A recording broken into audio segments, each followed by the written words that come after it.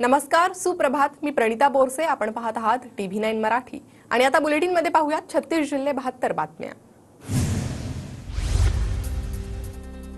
जलसंपदा विभागात लवकरच मेगा भरती होणार, मंत्री गिरीश महाजन यांची माहिती. दरम्यान तापी पाटबंधारे विकास महामंडळाची बैठक संपन्न, प्रकल्प युद्ध पातळीवर पूर्ण करण्याच्या महाजनांच्या सूचना.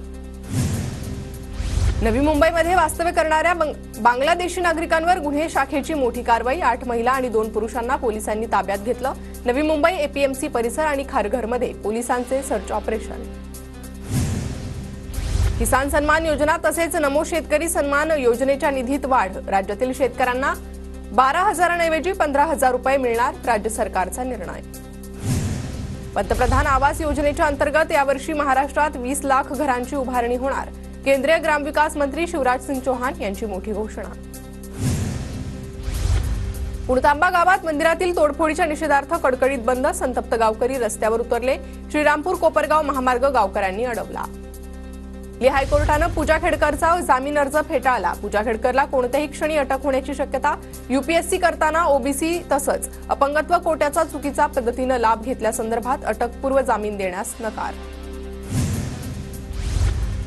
नंदुरबार शहरातील गोरगरिबांना हक्काची घरं मिळावी यासाठी काँग्रेसचं आंदोलन.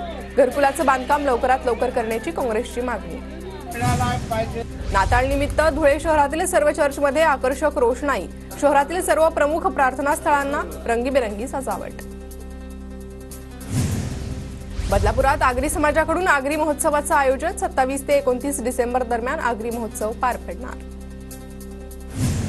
धुळे जिल्हाधिकारी कार्यालयात सुशासन सप्ताहानिमित्त कार्यशाळेचं आयोजन. जिल्हाधिकाऱ्यांकडून सुंदर माझं कार्यालय हा उपक्रम राबवण्याचं कर्मचाऱ्यांना आवाहन.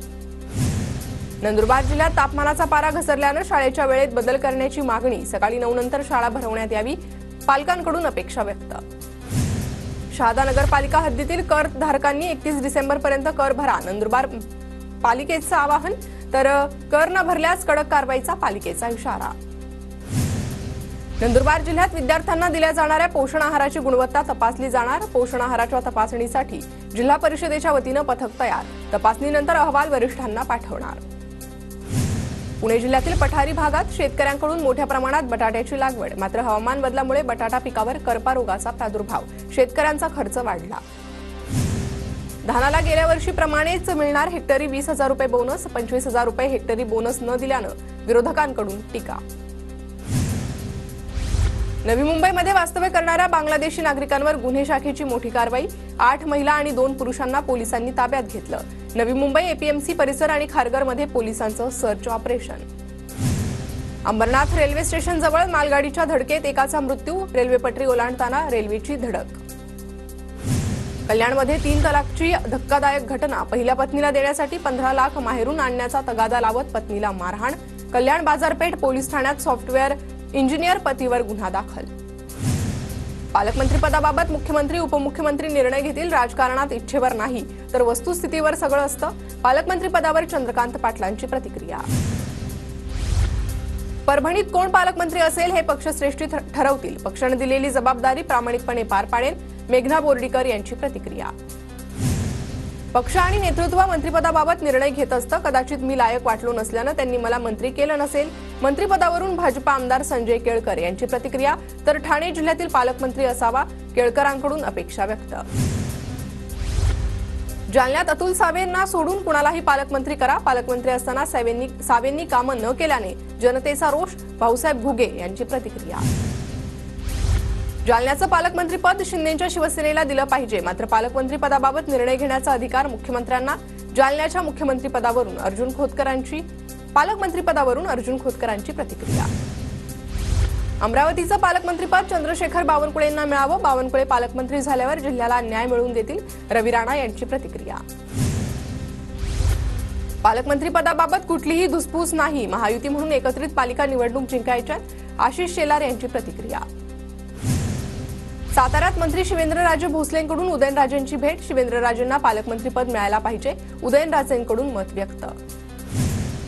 महाराष्ट्राच्या चित्ररथाला आगामी प्रजासत्ताक दिन सोहळ्यातील संचालनात तुर्तास परवानगी नाही.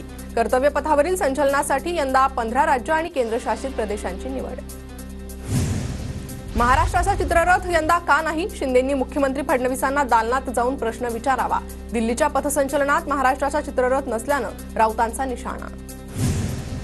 अजित पवारांकडून तुळापूर इथं विकास कामांची पाहणी. छत्रपती संभाजी महाराज बलिदान स्थळ विकास कामांची केली पाहणी. पाहणीनंतर अजित पवारांनी फोनवरून कंत्राटदाराला सुनावलं.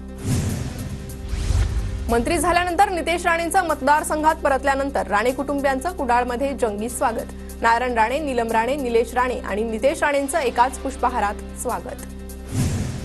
नागपूरच्या पालकमंत्री कुणीही द्या, पण निधी वाटप करताना भेदभाव करू नका. विरोधी पक्षातील आमदारांनाही सत्ताधाऱ्यांप्रमाणे निधी मिळावा. काँग्रेसचे आमदार विकास ठाकरेंची मागणी. धनंजय मुंडे आणि वाल्मिक कराड यांची एकत्र जमीन. अंजली दमानी यांचा ट्विट करत गंभीर आरोप. वैचारिक बंड करण्याची भुजबळांची वृत्ती. भुजबळ फडणवीसांना भेटले असतील तर चांगलंच आहे. फडणवीस समजावतील, भुजबळ महायुतीसोबत राहतील. फडणवीस भुजबळ भेटीवर प्रवीण दरेकरांची प्रतिक्रिया. पदभार स्वीकारल्यानंतर मंत्री संजय राठोड यांनी आज महत्त्वाची बैठक बोलावली. बैठकीला नाम फाउंडेशन, पाणी फाउंडेशन सारख्या संस्थांनाही निमंत्रण. हिवरे बाजारचे कार्यकारी अध्यक्ष पोपटराव पवारही उपस्थित राहणार. वक्फ बोर्डासारखी लव्ह जिहाद सारखी आव्हानं आपल्यासमोर. वणीगडावर वक्फ बोर्डानं दावा ठोकलाय. वणीगडावर वक्फ बोर्डाला दावा ठोकण्याचा अधिकार काय? नितेश राणेंचं वक्तव्य. राजू पाटील यांचा मुलाच्या विवाह सोहळ्याला राज ठाकरेंची सपत्नीक उपस्थिती.